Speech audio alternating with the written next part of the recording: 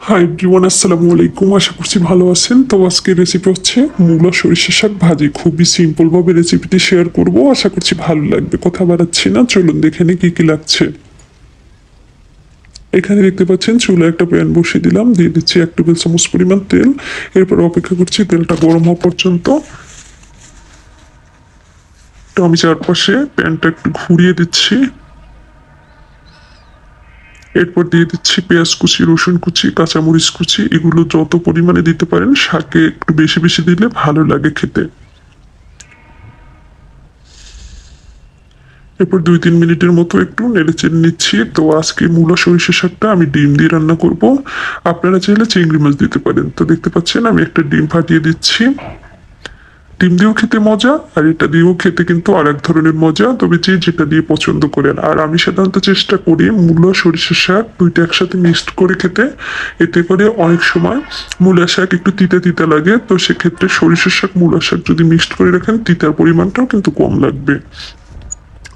লবণ দিয়ে দিচ্ছি, টেস্ট অনুযায়ী হলুদের গুঁড়ো দিয়ে দিচ্ছি 1 চা চামচ পরিমাণ। হলুদের গুঁড়োও যদি আপনারা না চান নাও দিতে পারেন, তবে আমার কাছে কালারটা একটু সুন্দর লাগে। অনেকে আছেন শাকে কিছুই দেন না, হলুদ মরিচের গুঁড়ো কিছুই দেন না। তো আমার কাছে হলুদের গুঁড়োটা একটু দেই আর কি, ভালো লাগে। একটু হালকা হলুদ কালার চলে আসে। অনেকে আছেন শাকের অরিজিনাল কালারটাই চান, তবে এটাও কিন্তু শাকের কালার মোটামুটি ভালোই থাকে। তো শাকগুলো কিন্তু আমি খুব ছোট ছোট করে কুচি কুচি করে কেটে নিয়েছি।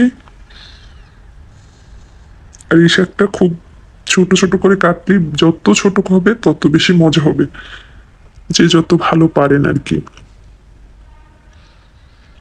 তো সবগুলো দিয়ে একটু নেড়ে চেড়ে দিচ্ছি। এবার কিছুক্ষণ জাল করব, আর মাঝে মাঝে এভাবে নেড়ে ছেড়ে দেবো। তো 10 থেকে 15 মিনিটের মধ্যে শাকটা কিন্তু রান্না হয়ে যাবে। তো প্রথমে আমি 4-5 মিনিটের মতো হাই হিটে জাল করব। এরপর 8 থেকে 10 মিনিটের জন্য লো আঁচে রেখে দেব, এতে করে খুব ভালোভাবে সেদ্ধ হবে। তাহলে ফিরে আসছি প্রায় 7 থেকে 10 মিনিট পরে আর কি, মানে 10 থেকে 15 মিনিটের মধ্যে চলে আসলাম।